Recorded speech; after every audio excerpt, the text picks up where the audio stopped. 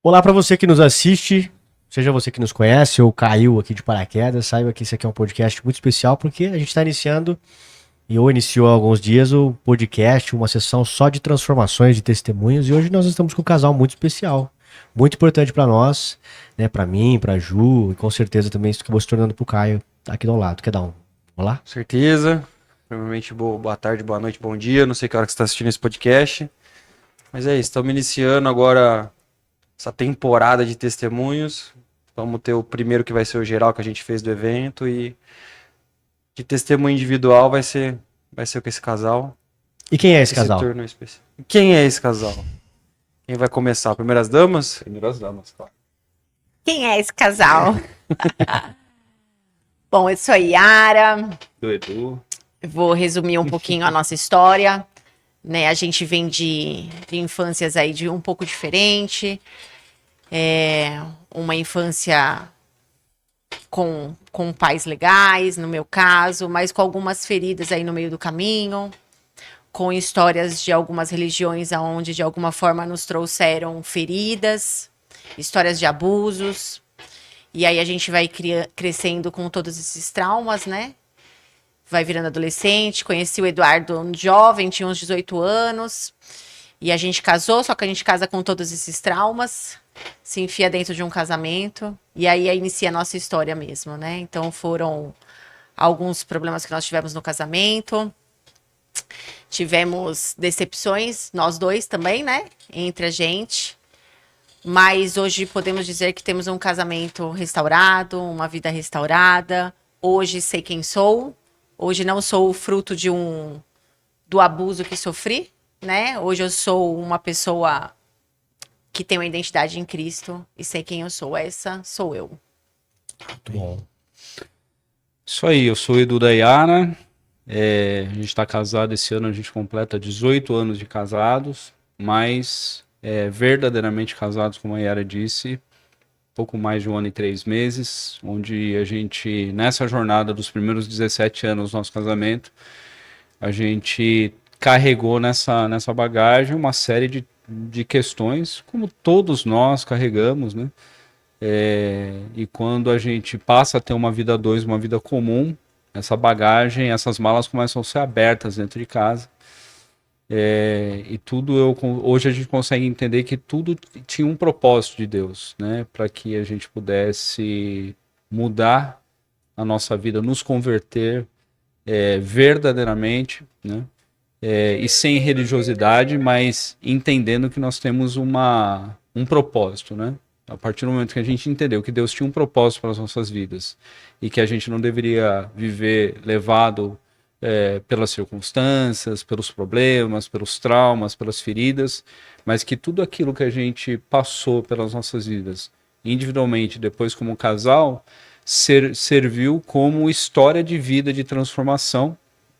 Tanto que a gente hoje fala de vidas transformadas porque verdadeiramente a gente optou em não ficar guardando as nossas feridas, mas expor as nossas cicatrizes que não doem mais. Muito bom. E nós conhecemos o Edu e a Yara, foi em outubro ou foi em novembro? Rapaz, agora você pegou, hein? Não, não foi nem isso, acho que foi até antes, eu acho, na verdade. Foi Tem antes, mais né? tempo. A gente foi, eu e a Ju fomos servir lá no SOS e eles estavam lá, né? Não, eu pensei que vocês tinham se conhecido nos que vocês foram, perto do Não. carnaval. Não.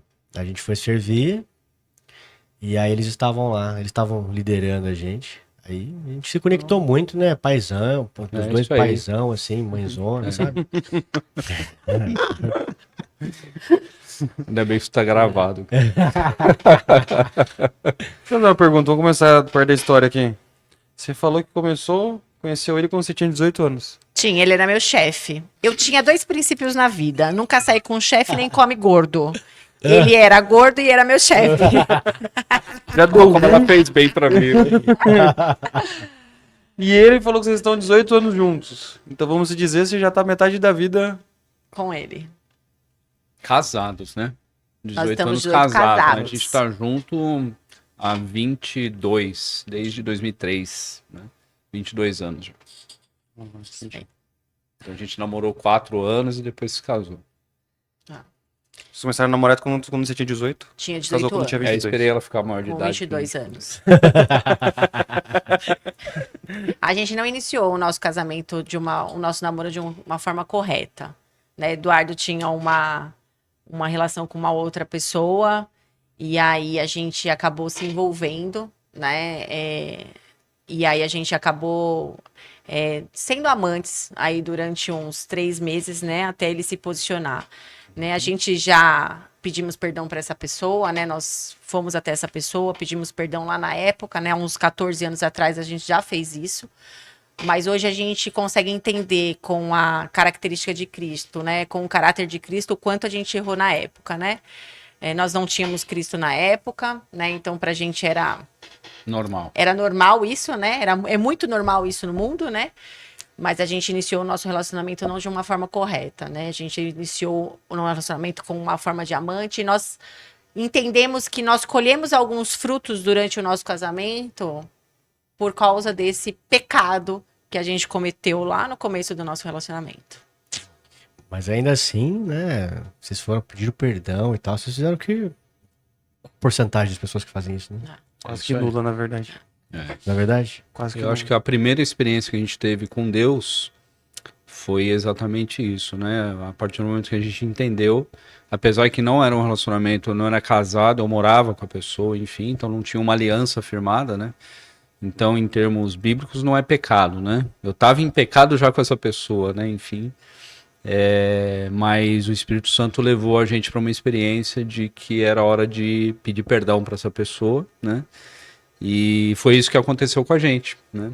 Eu lembro que a Yara trabalhava lá no testemunha dela, eu vou contar aqui, né? Trabalhava lá no Morumbi, e aí naquela semana que o Espírito Santo deu a direção para a gente poder falar a respeito do liberar não, né? Pedir perdão para ela. A Yara, por várias vezes no mesmo dia, na hora do almoço, se encontrava com ela no shopping onde ela almoçava e ela trabalhava perto, enfim. Então, quando o Espírito Santo manda, não tem jeito, Deus coloca a gente no canto e fala, agora é a hora, né? E a gente teve essa primeira experiência, né? De ser guiado pelo Espírito Santo, né? E é bom demais, né? Porque quando você pede perdão, né? Você se livra de uma culpa, você se livra de uma dor, de um medo até, né? Porque você não consegue andar livremente quando você tem algo devendo para alguém. E quando você decide pedir perdão, é como se você tirasse um peso das suas costas, né? Enfim. Com certeza. Acho que esse é o momento difícil que eu pedi perdão, mas é um momento, acho que depois que você passa, é um momento de grande tirada de peso das costas. Ah, é. Você fica com aquela... Ser encurralado, que nem você falou, né? Por um grande período ali, você fica brigando, lutando contra isso, né? Mas é uma coisa que você tem que pedir, e eu acho que quando você tá do lado oposto também, você tá esperando um pedido de perdão de alguém, e você tem que liberar o perdão, acho que também é outra situação difícil. Liberar perdão, na minha opinião, é muito mais difícil do que pedir perdão. Agora, mas os dois é importante. Você tá na situação de pedir e de ter que liberar, é duas situações bem complicadas. Isso aí. Eu consegui achar o Instagram de vocês aqui, vou colocar até na tela pra deixar aqui. Agora, mano. E aí, vocês moram em Jundiaí hoje. Né, são ativamente presentes no SOS, né? Casamentos Curados. E hoje trabalham com casais também, auxiliando casais a não passarem pelas mesmas dificuldades, né? A gente consegue entender que a gente tem uma história. Deus permitiu que a gente visse algumas histórias na nossa vida para hoje a gente ter autoridade para falar, né? Então, depois que a gente nos casamos, né? Eu era bancária, continuei trabalhando no Bradesco durante um bom tempo. E nesse meu tipo de trabalho que eu viajava muito, ficava muito ausente de casa, tudo, o nosso casamento se perdeu.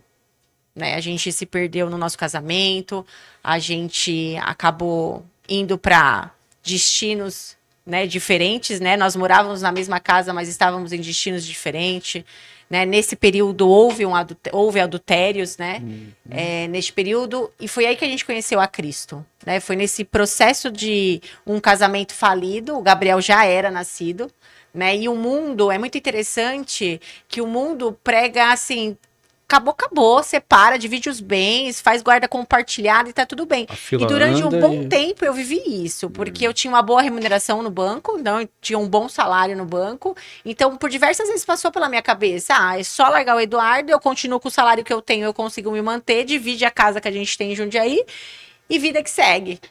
Né? Porque o mundo proporciona isso para você, né? E isso para mim era algo muito comum, né? No ambiente que eu vivia, né? Era muito normal o divórcio, era muito normal o adultério, era muito comum isso, né? Vê como o ciclo influencia em algumas tomadas de Influencia. decisão, né? Pode ser ciclo Isso. familiar, aquela maldição hereditária de Isso é. família. Aí também tem um ciclo de amizade que também, Os ambientes tirando, por onde você anda, as amizades que é, você tem, acaba levando a gente a cometer tomar isso essas aí. decisões. E na verdade, assim, a gente teve um dia que a gente já. Só que a gente nunca faltou com respeito um com o outro, né? A gente nunca foi de se xingar, de se maltratar. Mas a nossa casa vivia cheia de pessoas. Porque o nosso final de semana a gente bancava churrasco, cerveja para as pessoas em casa, porque na verdade, no fundo, a gente não queria ficar sozinhos. Então, quando a gente tinha amigos, né, os pseudos amigos, né, estavam junto com a gente, era uma forma da gente se manter casado, né? Mas teve um dia que o Eduardo falou para mim, não dá mais, né? Então acho que é melhor a gente se divorciar. E a palavra divórcio pegou bem forte. E aí até que a gente conheceu a Cristo, né? E Cristo fez um processo de restauração na nossa vida, né? Deu o primeiro pontapé, né, nessas experiências que, como eu contei aqui, né, que a gente teve a oportunidade de pedir perdão para essa pessoa que a gente machucou. E isso aconteceu o quê? Um Sei ano lá. de convertido. Um ano de convertido, mas o quê? 10 anos 10 depois, anos depois. né? Porque nós iniciamos nossa relação em 2003 e a gente foi resolver essa história em 2012, 2013, praticamente, né? Então, por isso que eu falo que foi a nossa primeira experiência com o Espírito Santo, né? Entender para quem eram as pessoas que a gente precisava liberar perdão e pedir perdão, né? Vocês começaram a experiência com Deus com quanto tempo? Quanto tempo depois de junto? Cara, a gente começou em 2003 e a gente se converteu em 2012, então 9 anos depois. 9 anos depois. A gente se casou em 2007, então 5 anos depois de casado, depois dos perrengues, apesar da gente também ter morado antes de casar, a gente morou junto, né? Então, mesmo antes de se casar, a gente já tinha uma... 2007, né? 4 anos depois que a gente se conheceu. E aí a gente... Então, teve um período antes do casamento que a gente morou junto também, enfim. Então, juntos eu acredito que uns 8 anos aí até a gente se converter, né? Você se casou em 2007, se converteu em 2012 e vocês falaram que... Vou pegar uma frase sua aí, né? E há um ano e pouco que vocês se consideram... Não lembro o termo que você usou. Verdadeiramente casados. Então, 2023, 2024 aí, não sei se... Isso aí, qual que é a final de data? 23. Novembro 23. Né? Então, Foi quando nós vamos dizer, da conversão para se considerar verdadeiro casado, foi um processo de 11 anos aí de batalha. Foi. Exatamente. Para as pessoas que estão assistindo, para que elas vão se perguntar, cara, casou em 2012. O que é ser verdadeiramente casado? Cara, eu gosto muito de usar a relação de Adão e Eva no Éden. Andar verdadeiramente casados é andar nus, fisicamente, emocionalmente, espiritualmente, um diante do outro. Não pode ter segredo, não pode ter reserva, não pode ter medo de falar, não pode ter medo de dizer que a atitude do outro não foi boa, a palavra, o jeito de olhar. Isso é o verdadeiro casamento, né? A Yara e eu hoje, a gente tem uma relação de maturidade, onde se eu tiver que falar algo para ela não vai se ofender como esposa, né? Ela vai entender que é a parte dela, como a palavra de Deus diz, que nós nos aliançamos em Cristo e a partir daquele momento nós somos um só. E a partir do momento que eu não estou bem, nós dois não ficamos bem. né? Então, quando um não está bem, a gente tem que buscar esse equilíbrio. E isso só acontece se a gente puder falar. E a gente hoje tem essa liberdade de dizer um para o outro, né? Enfim, sem haver ofensa, porque o que mais acontece nos casamentos é assim, né? Poxa, você falou aqui, eu não gostei. Aí, não, mas eu falei isso porque você fez aquilo. Aí começa a discussão, tentando transferir a responsabilidade, ao invés de entender, falar, opa, peraí, realmente falhei, me perdoa, né? Então é a tal da pausa para falar qual que é o meu papel, né? E aí isso vai fazendo com que um casamento comece a ser construído numa base sólida, onde você sabe exatamente o que está no coração um do outro. Isso fica muito mais claro e fica muito mais tranquilo da gente viver esse casamento extraordinário. Não tem nenhuma reserva, não tem nenhum segredo, né? Eu costumo dizer que e a maioria das mulheres são assim, né? Tá tudo bem, né? Você tá bem, né? E ela fala, tô bem. E tá estampado no rosto que não tá bem. Não, você não tá bem. Não, eu falei que tô bem. Né? Isso acontece até hoje, né? Mas eu que tô te olhando, eu sei que você não tá bem. Porque foi o que eu aprendi a fazer, né? O homem é muito racional, né? Pro homem é assim, tá bem, então tá tudo bem. Vira as costas e vai embora, né? Enfim. Mas a mulher é emocional. Ela precisa dessa insistência, né? Então, eu falo, eu tô te vendo, eu tô vendo no teu semblante que você não tá bem, né? Seja por uma coisa que aconteceu ali momentaneamente ou por uma questão mais profunda, né? Então, a partir do momento que eu me posiciono com empatia de entender a mulher emocional, e aí eu falo por mim, por ser extremamente racional mais do que o normal, né? Então é o que eu tenho aprendido com ela. E ela tem aprendido comigo a entender o meu jeito de ser também, né? E isso não tem nada a ver com, não, porque você é um grosso, um estúpido ou qualquer coisa, você é muito sensível. Não, é o jeito de cada um e a gente tem aprendido a respeitar. Isso tem a ver com uma boa comunicação, com uma boa conversa, com maturidade, sem transferir responsabilidade ou apontar o dedo tentando se justificar por algo que você fez. Eu acho que é uma coisa que a gente aprende muito no... Aprendi no SS, né? Que é os perfis comportamentais. Acho que muito casal briga porque não entende que uma pessoa pode ser diferente da outra. Se a pessoa conhecesse isso antes de casar, poderia ser que ela ficasse analisando. Cara, será que é uma pessoa igual eu? Mas como a gente não aprende isso na escola, né? A gente acaba se relacionando com pessoas totalmente opostas a gente e acaba tendo essa dificuldade depois de entender que uma é mais analítica, a outra é mais sentimental e Isso não aí. consegue entender as diferenças. É Né? isso aí. Cara, mas o que eu achei interessante, 11 anos de processo. Eu acho que traz um choque de realidade pra todo mundo que pensa que depois que se converte vai ser só Não, flores. não Sabe- tem mágica. Eu acho, Caio, sabe o que acontece? Quando a gente se converte, a gente acha que Deus está dentro da igreja. E foi uma das nossas falhas. Quando a gente se converteu, né? Porque quem salvou o nosso casamento foi Cristo, mas a gente esqueceu Cristo e morou dentro da igreja.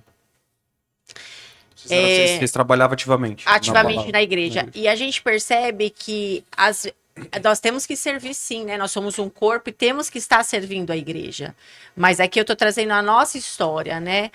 A nossa história, com a quantidade de servir na igreja, a gente se esqueceu da gente. Né? Então a gente achava que estar servindo na igreja era ter intimidade com Deus. E isso não é real.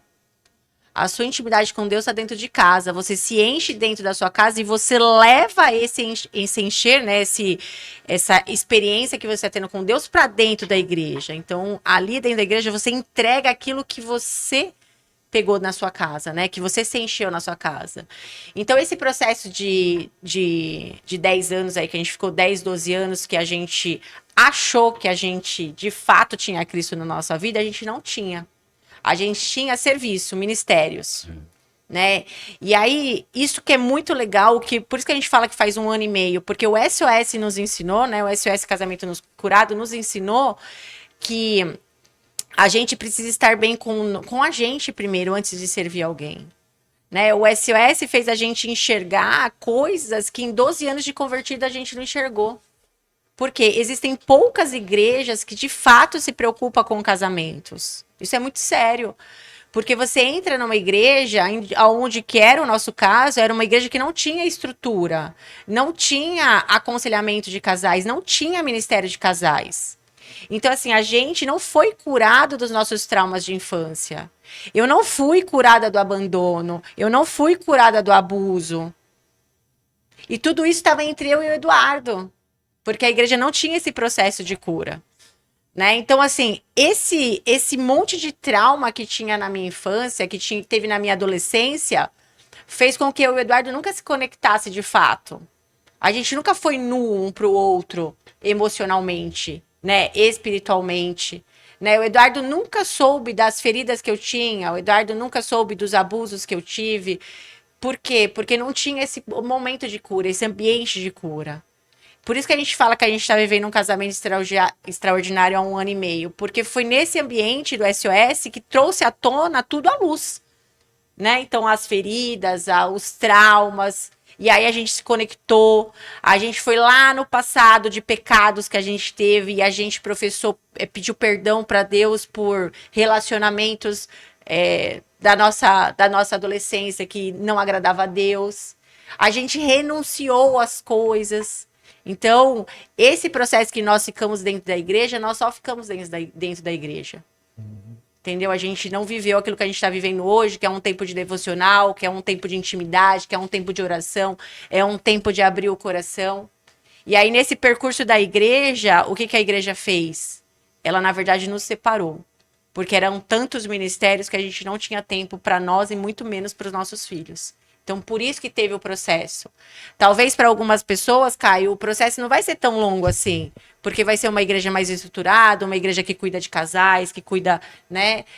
Tanto que você vê 1 ano e meio no SOS, a gente vive outro tipo de casamento. Porque tem uma estrutura para isso, tem uma estrutura para cuidar do seu casamento, tem uma estrutura para você seguir adiante, entendeu? Então, esse foi o vácuo. A gente encontrou Jesus e em vez de a gente continuar com Jesus, a gente virou serviçal. E só para complementar, porque isso é um fato muito importante. Existe um engano muito grande na igreja, né? Onde as pessoas acham que o serviço na igreja é a adoração, né? É a intimidade com Deus e não tem nada a ver uma coisa com a outra, né? A ordem de Deus é o seguinte, é Deus em primeiro lugar. E esse Deus em primeiro lugar tem a ver com o teu devocional diário, com a tua meditação na palavra, com a tua oração individual com Deus, com o teu jejum, com a tua decisão de colocar aquela palavra que você meditou e colocar em prática na tua vida, né? Não a igreja, sabe? Não a igreja. Templo, né? E aí, em segundo lugar, o seu cônjuge. Em terceiro lugar, seus filhos. Em quarto lugar, o trabalho. Em quinto lugar, a igreja, o serviço, né?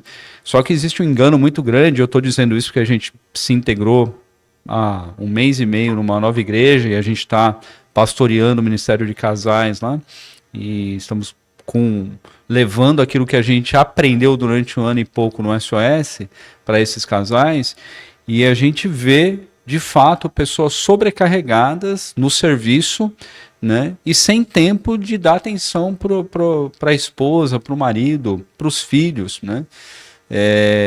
E a gente não é só nesse lugar, em vários outros lugares a gente encontra pessoas achando que o serviço tem a ver com a adoração a Deus, e uma coisa é uma coisa, outra coisa é outra coisa. Porque a gente, como a Yara bem disse, a gente se enche de Deus na nossa intimidade com Ele, né? Eu falo que a palavra de Deus é o nosso alimento espiritual. A gente tem que se alimentar espiritualmente para depois distribuir o alimento para alguém, né? E o que a gente menos fazia era ter esse tempo. E então, nesse 1 ano e 3 meses aproximadamente, o que a gente tem feito é eu assumindo o meu papel como marido, sacerdote e pastor da Yara e dos meus filhos, né? E fazendo um devocional diário com ela, a gente medita na palavra, a gente ora juntos, a gente discute sobre aquilo que tem a ver com o nosso dia a dia, enfim, e isso tem nos ajudado a viver esse casamento extraordinário, né? E lá na igreja, então, a gente leva aquilo que a gente se encheu em casa. Eu vejo, tudo que você falou, isso eu vejo desde quando eu nasci, né? De ver pastores, de várias igrejas que eu passei, Pastores querendo que as pessoas se preocupem mais com a igreja do que com a família, com o Isso aí. trabalho. É. Ah, você não vai? Então você vai ficar sentado da sua atividade. Aí as pessoas eram meio que induzidas, né? Eu vi isso aí de perto, dentro da família eu vi isso. Isso aí. Então, hoje mesmo, quando os pastores falam, eu quero que vocês tenham um cargo, eu já fico morrendo de medo. Tanto que eu falei pra você, né? Eu falei, cara, eu não vou pegar cargo, porque agora que você é pai, eu não vou pegar cargo nenhum mesmo. Aí até, talvez os meus pastores vão assistir e vão ficar bravos comigo, né? Mas eu falo, e pro SOS é tranquilo, né? Porque você vai lá, você serve 4 dias, você saiu dali, acabou. Né? Aí você pode dar ali 1 mês, 2 meses, 3 meses, diferente. Agora, se tem um cargo na tua cidade, na tua igreja, as pessoas vão te chamar a semana toda. Você vai ter compromisso a semana toda. É complicado. Tem que dosar. Acho que vou pegar um pouquinho das coisas que vocês falaram para trazer os dois assuntos. Eu acho interessante. Que acontece muito, eu acho que muita crise de casal acontece aqui. E que lá a gente entende que o mundo, eu acho que levou para essa situação, modificou o jeito de ver essa situação, mas que ocorreu de uma maneira que eu vou trazer a palavra agora, houve a inversão de valores em relação ao marido e Isso aí. mulher. E isso é muito grave. Eu acho que sim, as mulheres cresceram profissionalmente, entraram no mercado de trabalho, trouxe uma igualdade em certos pontos, só que eu acho que teve em certos casais que houve totalmente a inversão ali. E isso acaba trazendo muita crise assim, pro casamento. Essa inversão de papéis, essa inversão de prioridades é o maior veneno que pode existir dentro de uma casa, de um casamento, né? Eu não posso negligenciar minha família, sendo eu sacerdote da minha casa, em prol do servir na igreja, né? Então já teve situações, né, de não estarmos bem, estarmos cansados, enfim, olha, hoje a gente não vai na igreja, a gente precisa cuidar de nós. Eu vou para adorar a Deus, né? E o que a gente passou nesses 11, 12 anos foi uma obrigação, né? Virou um trabalho, né? Deixou de ser algo espiritual, né? Uma obrigação. Não pode faltar no culto, você não pode ir em outra igreja, você não pode isso, você não pode aquilo. E como nós éramos convertidos naquela igreja, então a gente acreditava que de fato a gente estava sendo orientado da maneira correta, né? E depois a gente foi descobrir que isso era um engano, né? No fundo, isso é comum na maioria das igrejas, né? No SOS, a gente já tem um casal lá que aconteceu dela ter adulterado com o líder de louvor, né? O marido traído, decidiu perdoá-la e decidiu voltar com ela, né? Eles chegaram a se divorciar e o pastor líder dele discordava dele voltar a reatar com a esposa. Mas eu né? vejo muitos pastores, eu vejo muitos, tipo assim, acontece algo assim, o pastor larga. Pelo amor É de isso Deus. aí, né? Vejo E aí muito. você fala, pô, peraí, o casamento Porque não eu é de ainda- Deus? Desculpa, que eu vejo ainda muito pastor se apegar que o adultério te dá a liberdade de terminar um casamento. Mas eles esquecem de falar que Deus odeia o adultério, né? E odeio o divórcio, E o né? divórcio. Na Isso, desculpa, odeio o divórcio, né? Eu odeio o adultério, odeio o divórcio. É porque, né, é aquilo, né? Você pega o trecho da Bíblia lá, ele fala, né, que se você adulterar, né, você pode, né, largar, né? Mas e aí, onde tá a família?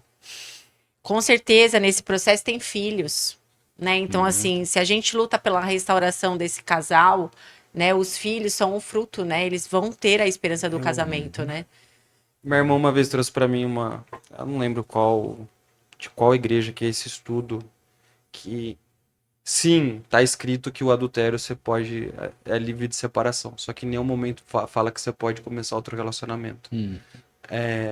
E você não acha passagem na Bíblia que fala essa pessoa separou e agora ela tá casada com outra. Fala que você tá liberado pra separar, você não precisa mais ter relacionamento com aquela pessoa. Sim, mas em nenhum momento fala de outro relacionamento. E muita gente entra nessa, não, tô livre para outro relacionamento. Só que não são assuntos totalmente diferentes, é que eu puxei a história, mas sim, ninguém esquece do que causa nos filhos, que causa ali. E eu acho que é por isso. Por isso que em nenhum momento traz um outro relacionamento, porque eu acho que o dano é tão pesado pros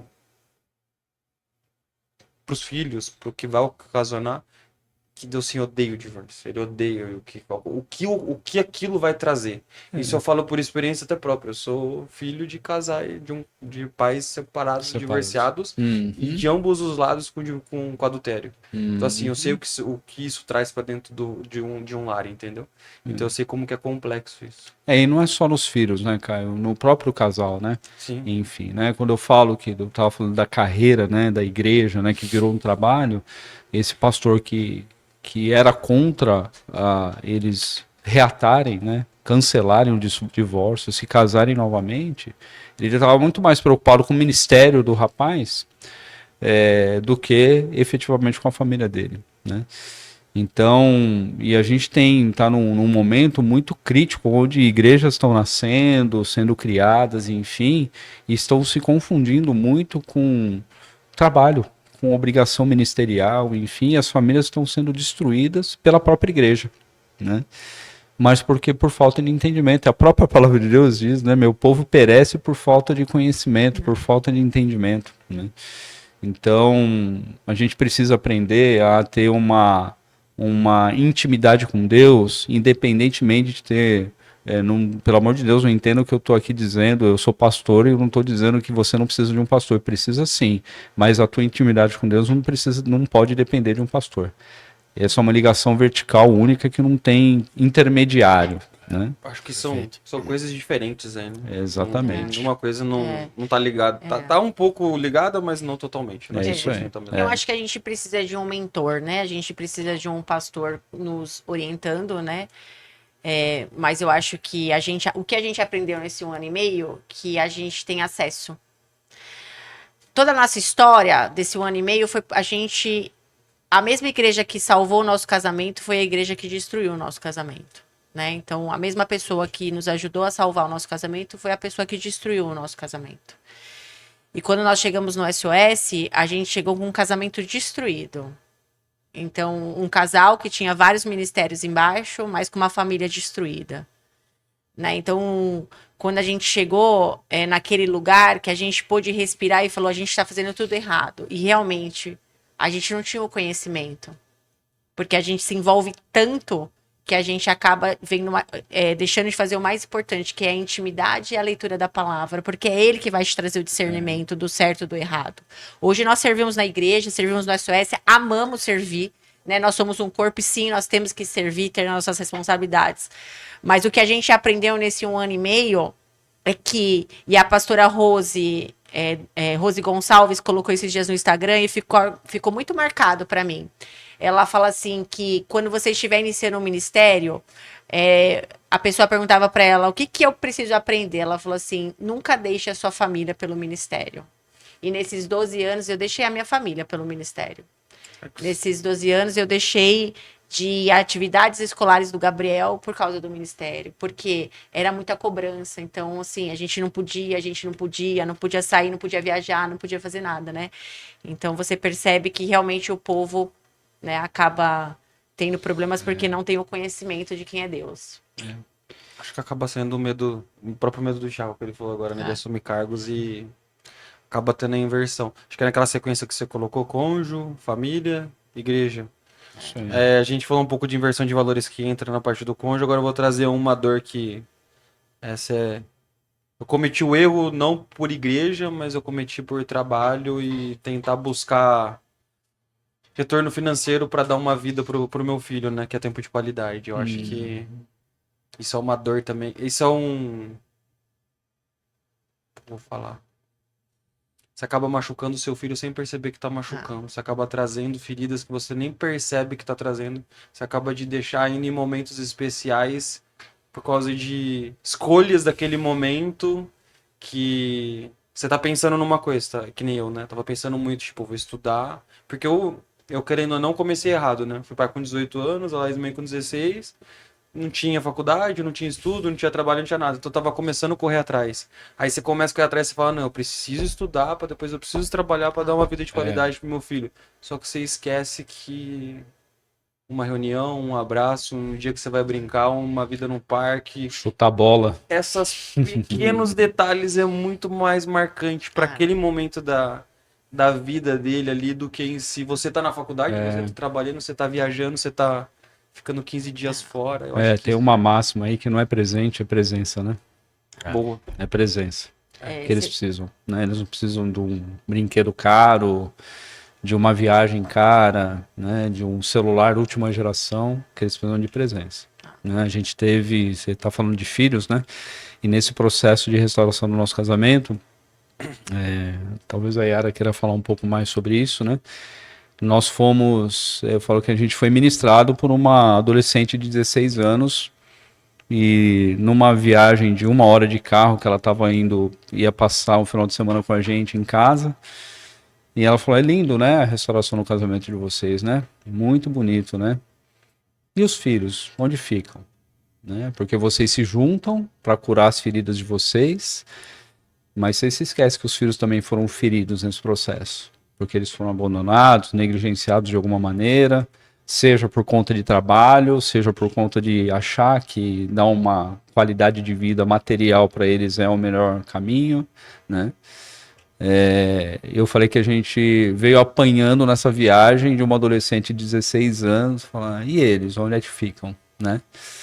E aí quando essa ficha caiu, né, falou, nossa, é verdade, né, nós temos 2 filhos, né, o Gabriel e o Luca, hoje o Gabriel com 14, o Luca com 10, 2 meninos, né, e a gente de fato esqueceu deles, mesmo nesse processo de restauração, né. E aí, imediatamente, o Espírito Santo falou, tá na hora de vocês lavarem os pés deles e pedir perdão, né? E foi o que a gente fez uma semana depois, né? Acordamos um domingo de manhã, preparamos a mesa de café da manhã e lavamos os pés deles e pedimos perdão, né? Então, essa experiência com o Espírito Santo foi especial demais, né? Eu tô... Legal. Como eu participei do Batalha, tem isso lá, né? Aham. E eu acho que no da mulher tem. E eu não fiz porque eu tô esperando ela participar de toda mulher pra ser junto também. Você sabe, Caio, que a gente teve vários problemas de inversão de valores, né? Lá antes da minha conversão no banco, o Gabriel já existia, né? Então quem era a mãe do Gabriel era o Edu, né? Então passava mal na escola, era o Edu que pegava, tudo era o Edu, né? E eu saí do banco, o Gabriel tinha 4 anos. E o primeiro abraço que eu recebi do Gabriel sem me pedir nada, sem eu pedir, ele tinha 6 anos. Porque durante os 4 anos, primeiros anos do Gabriel, eu era uma mãe ausente por causa do trabalho. Então eu tenho os 2 viés aí, a igreja e o trabalho, né? E eu achava que trazer um bus, que custava R$ 400 na época, era o suficiente pro Gabriel. Mas o bus ele brincava só num dia. Quando eu saí do banco, eu me lembro como se fosse hoje, ele estava sentado na escada, a gente morava numa casa de sobrado, e a gente ia para um aniversário de um buffet que ele gostava bastante. E o Edu, sei lá porque, acho que ele tinha algum outro compromisso, falou, vão vocês na frente e depois eu vou. E o Gabriel sentadinho na escada, eu falei para ele assim, ô Gabriel, vamos, depois o papai vai. E ele virou para mim e falou assim, não mãe, eu vou esperar o meu pai. E aí é muito interessante porque essa é a inversão de valores. Aonde eu estava? Eu estava tentando me crescer profissionalmente, eu estava tentando ser alguém na vida profissional, só que eu tinha me esquecido que eu já tinha um filho. Né? E que o buzz e a festa de R$ 10.000 que a gente fazia na época para ele, de aniversário, para ele não significava nada. Né? E a mesma coisa foi o que aconteceu quando essa menina veio com a gente no carro e ela me fez me recordar que por causa da igreja, eu não fui nas atividades da escola dele. Eu perdi talvez os momentos que nunca mais vai voltar. Então, hoje, quando eu falo sobre Deus, cara, Deus não é um Deus que faz você escolher entre a religião, né, entre o templo e a sua família. Né, eu perdi tempos com o Gabriel de ele fazer uma carta, né, amor, que esse eu não fui, né, porque eu não podia ir, né, porque o pastor não autorizava, né, porque era tudo muito severo na igreja que a gente estava. E o Eduardo já estava mais evoluído nisso, só que como a gente estava distante, eu não era submissa ao Eduardo, porque eu achava que o Eduardo estava errado. E nesse evento da escola em específico, ele escreveu uma carta pra gente, né? E eu não tava lá para ler a carta. Só que não volta mais. E por mais que você tente reconstruir isso, cara, vai muitos anos. O Gabriel tá com 14 anos hoje, pra acessar o coração do Gabriel, Caio, é quase impossível. Entendeu? Ele tem coisas no coração dele que a gente não consegue mais acessar.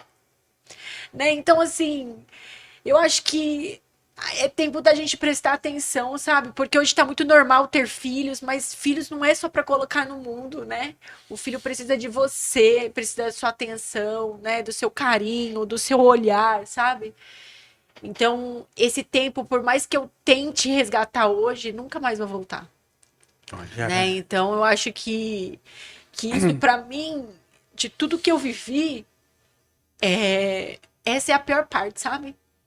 De quando a gente saímos da igreja e nós tivemos uma conversa com ele e ele começou a chorar.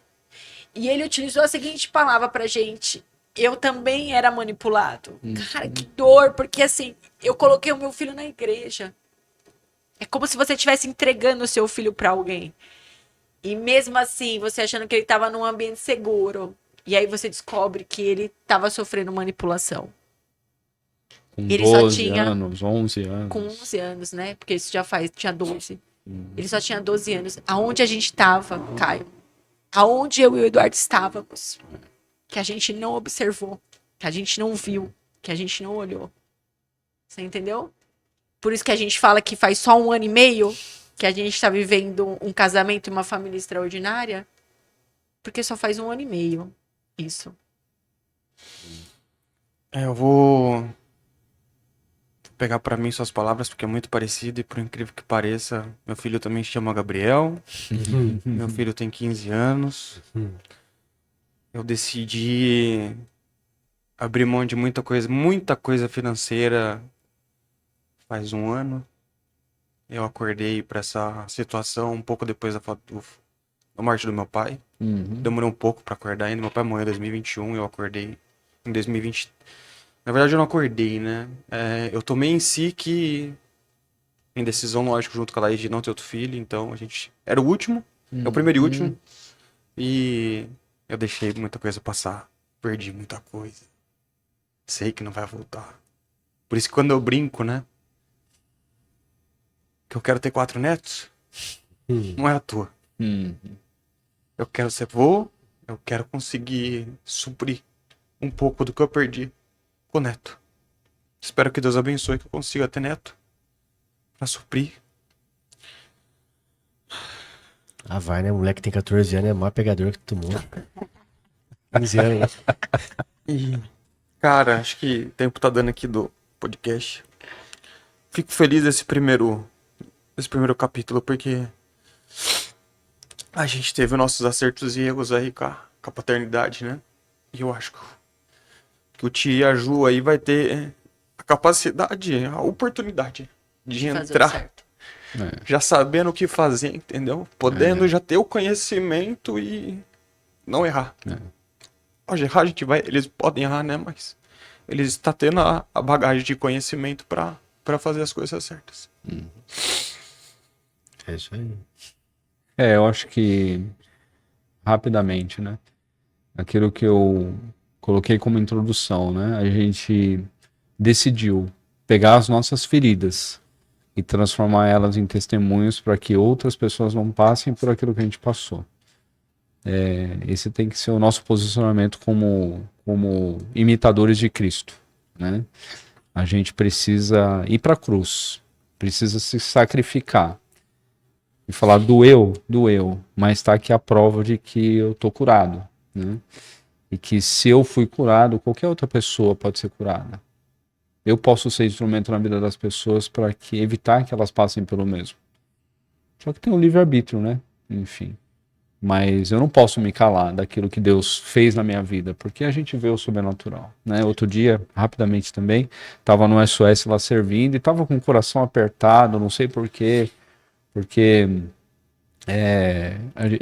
a gente fica longe deles, enfim, durante 4 dias, né? De quinta até domingo.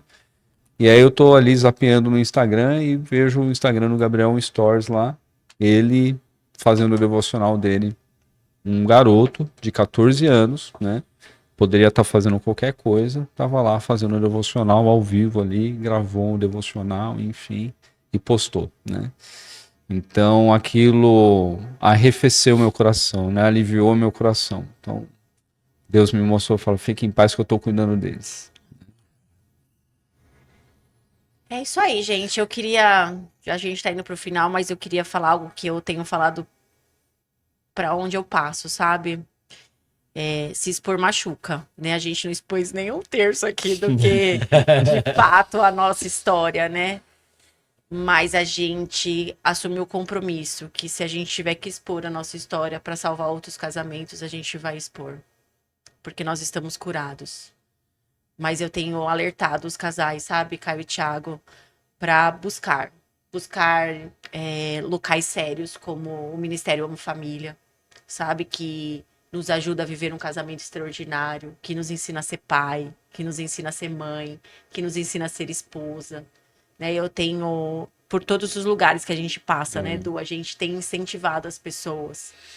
Porque esse lugar a gente tem um carinho e um amor enorme pelo Ministério Amo Família, porque a gente só está aqui hoje, de pé, com o nosso casamento restaurado. A gente pode dizer que nós estamos curados, né?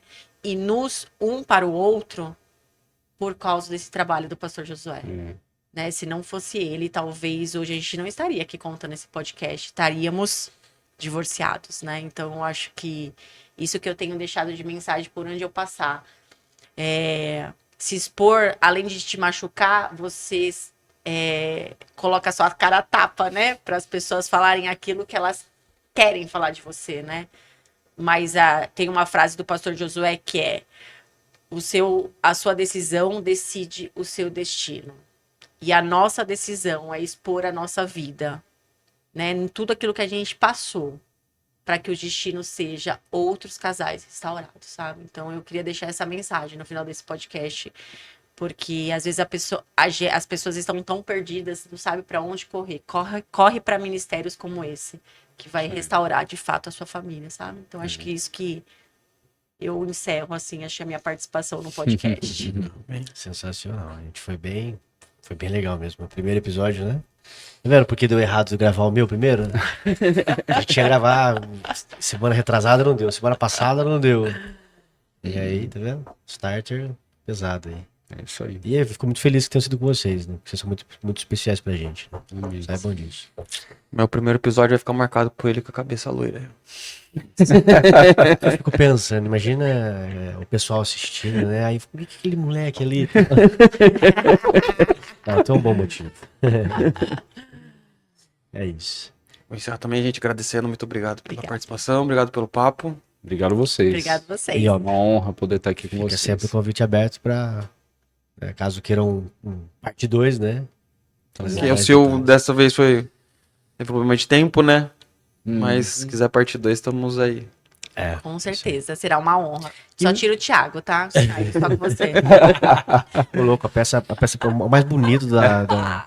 O parte 2 ele vai estar de cabelo preto, vai ser vermelho. Né? Vermelho não, preta jabá. Eu não uso nem camisa preta. Bom, pra você que tá assistindo, caiu de paraquedas ou já conhece a gente, mas não conhece o casal, caso for o caso, né? Edu_Iara com I, vidas transformadas. Ou seja, Edu e Iara Vidas Transformadas. Também tem um Instagram particular de cada um, né? Que se quiserem compartilhar. Querem compartilhar? O meu Minuto Network, onde eu faço eu compartilho ali para microempreendedores, para negócios, enfim, né? Compartilho experiências minhas como empreendedor. E eu tenho o Edu Colinetti também, que é o meu particular, que é o pessoal. Show. Isso aí, o meu é Iara Colinetti também, particular. Como é que você escreve Colinetti? Collinett. Show. Mas nós temos sempre o hábito de deixar também na descrição, né? Isso aí. Então compartilhe. Se você conhece algum casal que hoje está passando por algum momento complexo, né? Ou às vezes você não quer jogar na cara do casal, né? Às vezes a pessoa quer... Mas fala, olha, assisti um podcast aqui muito legal, bonito, assiste aí, ó. Né? E não só por causa de casamento, mas também por causa da parte de ser pai, de ser mãe, né? Que isso é muito Exatamente. importante. Gente, obrigado por vocês terem vindo, viu? Obrigado a vocês. Uma honra poder e estamos à disposição também. É isso aí, gente. Obrigado. Obrigado. Obrigado, gente. Cara, passou o quê? Uma